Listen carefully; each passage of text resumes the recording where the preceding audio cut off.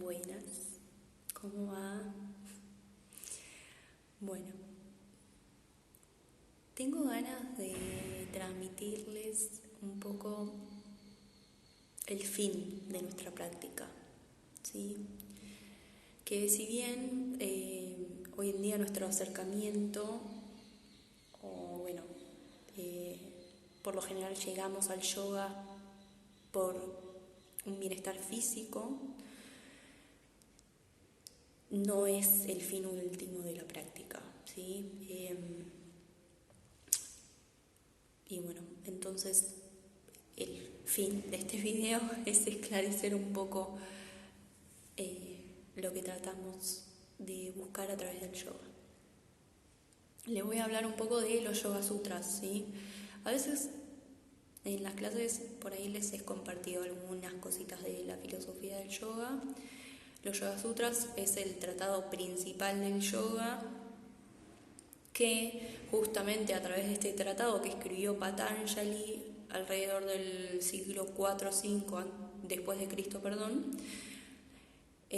gracias a este tratado entra en como darshana o escuela del hinduismo.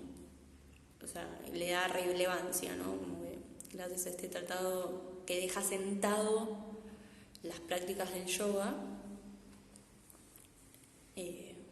permite ser revalorada. Porque previamente, bueno, esto no es relevante igual, pero bueno, previamente en otras escuelas, el Vedanta, por ejemplo, que data ya de 2000, si quieren, años antes de Cristo, ya se hablaba del yoga, pero bueno, el Yoga Sutra como es un tratado de la práctica y la estructura le da valor, ¿sí? Entonces, el Yoga Sutra se puede decir que es un mapa del psiquismo humano.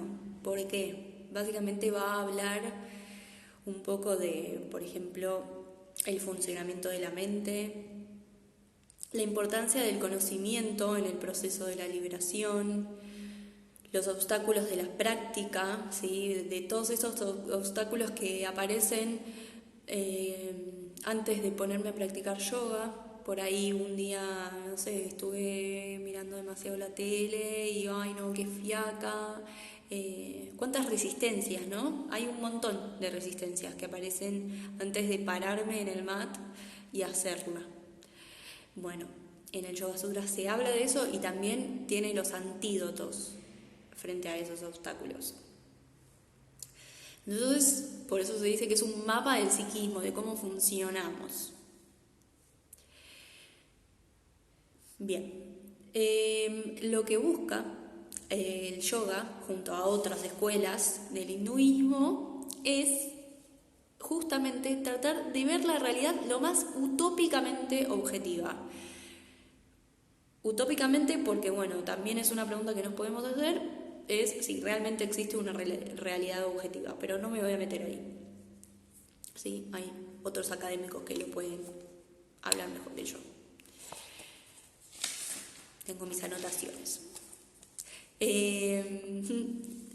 Bueno, entonces, en el Yoga Sutras, en los Yoga Sutras, que son 195 aforismos, estos aforismos son frases cortas que hay que decodificar para entender, ¿sí? O sea, ninguna palabra significa una sola cosa, tampoco hay sujetos ni predicados. No soy muy buena con la sintaxis, pero básicamente a veces parece como que son 3 palabras que no tienen conectores. No parece, son. Entonces hay que decodificar para entender. En estos Yoga Sutras, en estos aforismos, habla de la práctica de asanas, ¿sí? La práctica de las posturas que hacemos nosotros, donde la búsqueda es un lugar en donde yo pueda estar firme y cómoda, o firme y cómodo, y donde se busque la relajación del esfuerzo. Esto me parece súper relevante porque hay un montón de prácticas que yo veo, digo,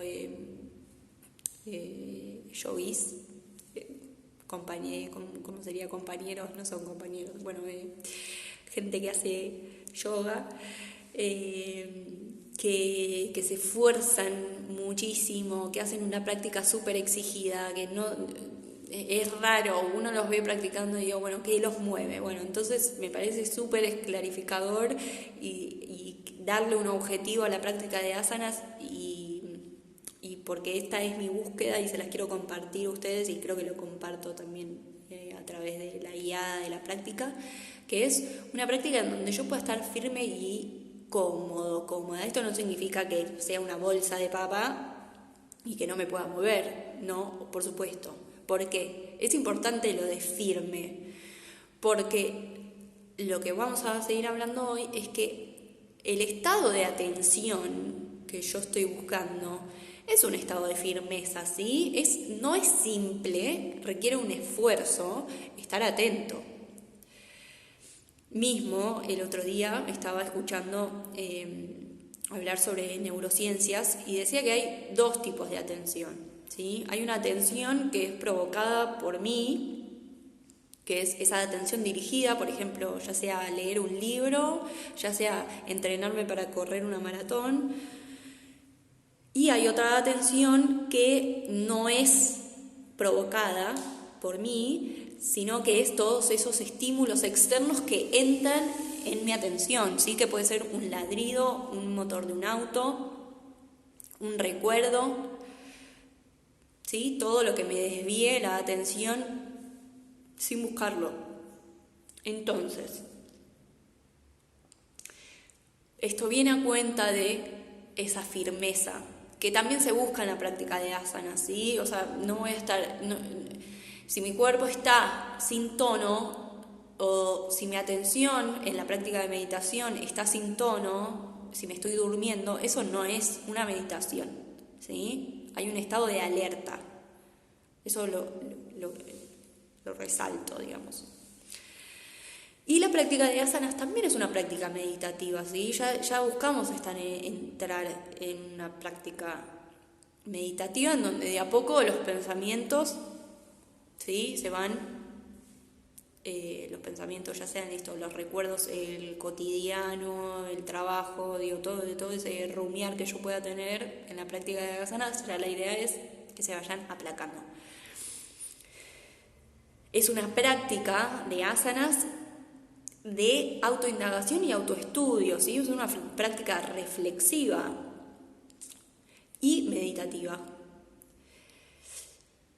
Justamente el ir hacia adentro hace que se vayan apagando estos estímulos externos, ¿sí? Y ese recordar del día o el trabajo o lo que sea que esté ahí presente en nuestra mente. Porque también pueden ser sensaciones, emociones. En aquello en lo que yo me enfoque, lo voy a experimentar, ¿sí? Mi realidad va a estar teñida de eso, en lo que yo le ponga atención. No hay una forma, no existe forma de reconocer la realidad, sino es a través de la experiencia, ¿no? Y si mi experiencia está teñida de mis emociones y mis sensaciones y mi pensamiento, no va a ser muy objetiva, ¿no? Esa es la búsqueda, volverla un poco más objetiva a esa experiencia que yo tengo de la realidad. ¿Sí? Esto que hablamos siempre también de si me estoy identificando o no con mis pensamientos. Si puedo decir, bueno, sí, este pensamiento, mira, no está bueno, pero no me identifico con él. Con la concentración llegamos a una realidad menos condicionada por todo lo que nos rodea. Y esta experiencia nueva de entrenar la atención y la concentración empieza a quitar el velo de esa otra realidad en la que yo veía. El término en sánscrito de esta persona que entrena esta concentración se dice rishi o veedor, ¿sí? Por eso es muy importante también en la práctica de asanas la mirada, que a veces hago hincapié y podría ser más estricta con la mirada. Es importante, muy importante la mirada, porque a través de todos nuestros sentidos, en verdad, pero bueno, creo que la mirada puede ser muy direccionada, por ahí el resto de los sentidos no tanto, pero a través de todos nuestros sentidos hay estímulos que llegan del mundo externo, de todo lo externo, de todo el contexto. Entonces, a través de todos nuestros sentidos puede entrar algo que nos distraiga. Entonces, si entrenamos la mirada en la práctica de asanas, también vamos a estar entrenando la atención.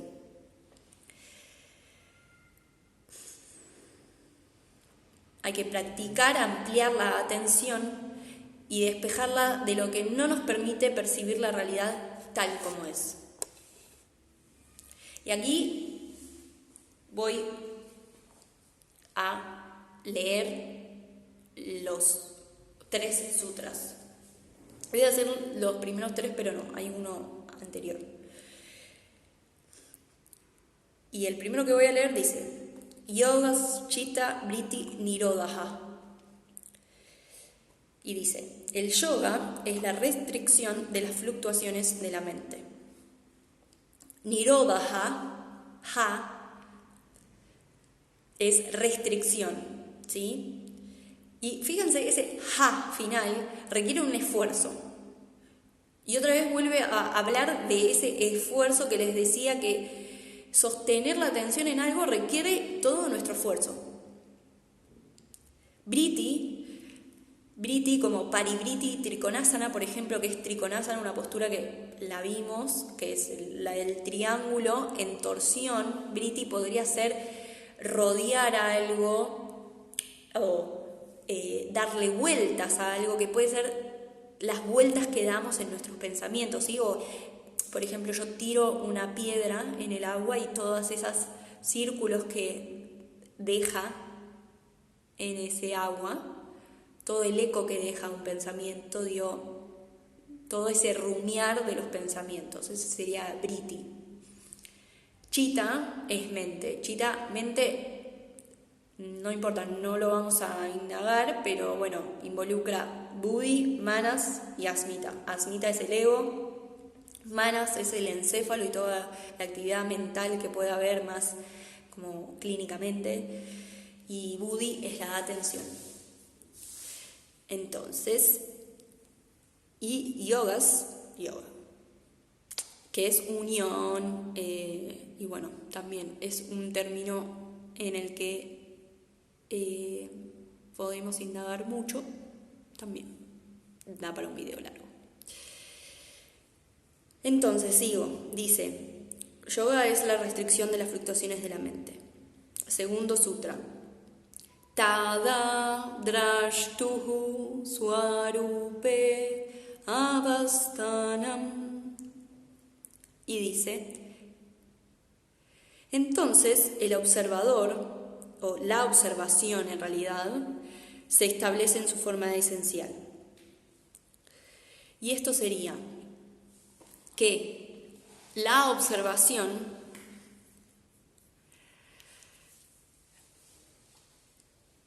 tiene una forma esencial, ¿sí? ¿Cuál es esa forma esencial? Es observación pura, ¿sí? No hay un observador cuando yo estoy observando algo con plena atención. Solo hay observación. Y es esa la atención que vamos a entrenar. Entonces, les voy a pedir que entrenemos todos los días nuestra atención. ¿De qué manera? Bueno, pueden ponerse una imagen que puede ser, no sé, de una deidad, o puede ser también una energía que quieran traer a su vida, por ejemplo, no sé, qué sé yo, una energía más solar, más activa, o si quieren, depende de lo que estén necesitando también. Por eso de última me pueden consultar. También recomiendo mucho mirar la llama de una vela, y vamos a estar 10 minutos como mínimo mirando, observando, siendo observación en estado esencial, tratándonos de correr, ¿sí? Observando esa llama de la vela, por ejemplo, y cada pensamiento que pase lo voy a dejar ir para sentarme en el estado de observación pura. Dije que iba a leer 3. Bueno, ahí va, si quieren, les leo el último que dice Briti, Sarupian y Taratra. Y dice, en otros momentos, que no son estos en el estado de observación pura, el observador en realidad es buddhi, es la atención, se identifica con las fluctuaciones de la mente. Entonces, en otros momentos en donde mi atención no está dirigida, me voy a estar identificando, ¿sí? Mi experiencia va a estar teñida de todo eso que esté ingresando a través de mis sentidos a mi experiencia, a mi atención. Espero que haya sido un poco esclarificador y que hayan podido resonar un poco con esta explicación para que podamos entrenar esa atención, ¿sí? Es como súper valiosa en estos tiempos. Hagan uso de su tiempo para eso también. Gracias.